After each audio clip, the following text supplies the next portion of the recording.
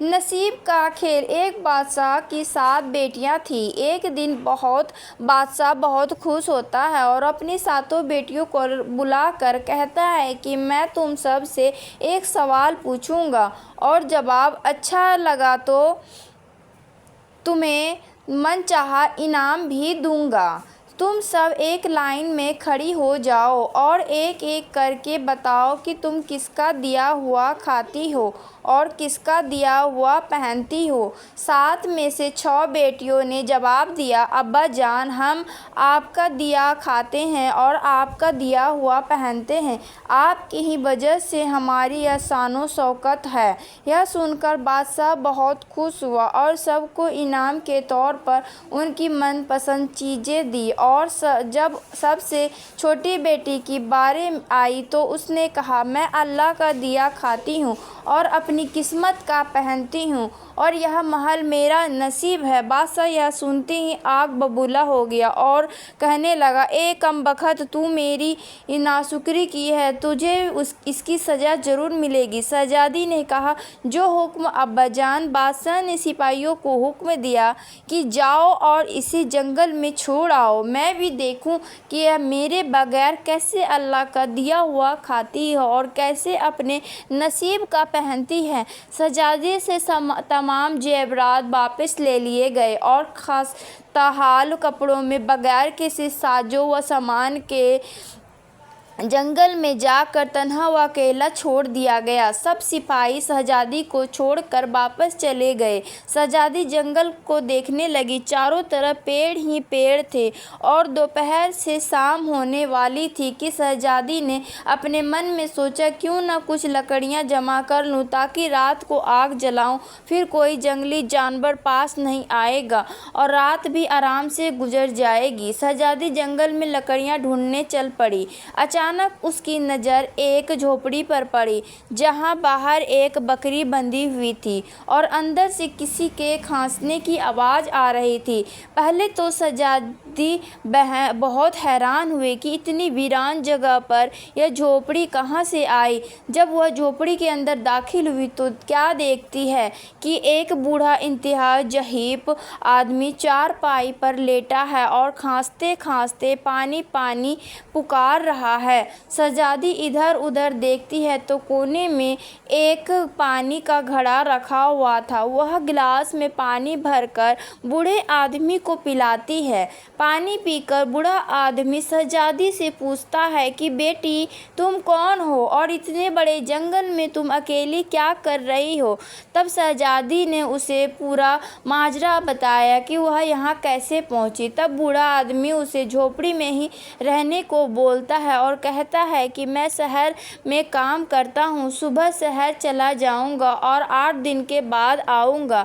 تم یہیں رہو اور جھونپڑی میں کھانے کا سامان موجود ہے اور پاس میں ندی ہے، تم وہاں سے گھڑا بھر لیا کرنا۔ صبح کو وہ بوڑھا آدمی شہر چلا گیا اور شہزادی یہاں اکیلی رہ جاتی ہے۔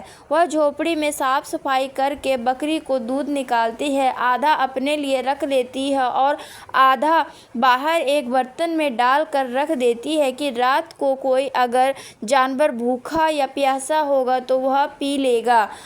اس کے بعد آ کر سو جاتی ہے۔ صبح سویرے جب شہزادی اٹھتی ہے تو کیا دیکھتی ہے کہ باہر کا دودھ کا برتن تو خالی ہے، لیکن پاس میں ایک لال پڑا ہوا ہے جو دیکھنے میں بہت ہی نایاب اور قیمتی معلوم ہوتا ہے، اور پاس ہی سانپ کے نشان بھی نظر آتے ہیں۔ تب شہزادی کو یاد آتا ہے کہ بچپن میں اس نے سنا تھا کہ جب کوئی نایاب سانپ بہت خوش ہوتا ہے تو ایک ایسا لال اگلتا ہے کہ جس کی قیمت ہیرے جواہرات سے بھی زیادہ مہنگی ہوتی ہے۔ شہزادی بہت حیران ہوتی ہے اور دل میں سوچتی ہے کہ شاید وہ سانپ بھوکا تھا، اس لیے وہ دودھ پی کر خوشی میں لال چھوڑ گیا ہے۔ پھر وہ لال اٹھا کر اپنے پاس رکھ لیتی ہے اور پھر اگلی رات شہزادی برتن میں دودھ رکھ دیتی ہے اور اگلی صبح جب دیکھتی ہے تو پھر ایک لال ملتا ہے۔ ایسے ہی کرتے کرتے 7 دن گزر جاتے ہیں اور شہزادی کے پاس 7 لال جمع ہو جاتے ہیں۔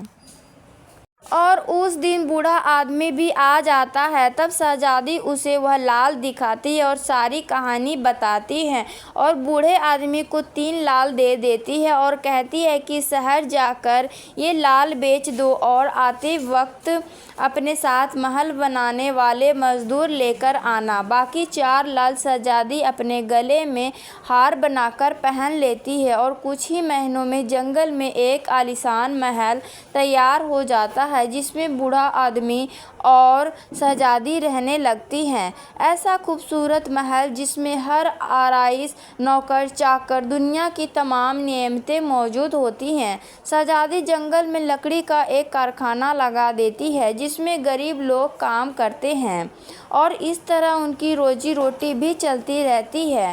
دیکھتے ہی دیکھتے جنگل کے ایک شہر کی طرح بن جاتا ہے اور دور دور تک دھوم مچ جاتی ہے کہ شہزادی بہت ہی زیادہ رحم دل ہے۔ یہ خبر اڑتے اڑتے محل تک پہنچ جاتی ہے تو بادشاہ کے دل میں شوق پیدا ہوتا ہے کہ میں دیکھوں تو صحیح کہ یہ کون سے ملک کی شہزادی ہے جس کی لوگ اتنی تعریف کرتے ہیں۔ بادشاہ اپنے سپاہیوں کے ہاتھ شہزادی سے ملاقات کرنے کا پیغام بھیجتا ہے۔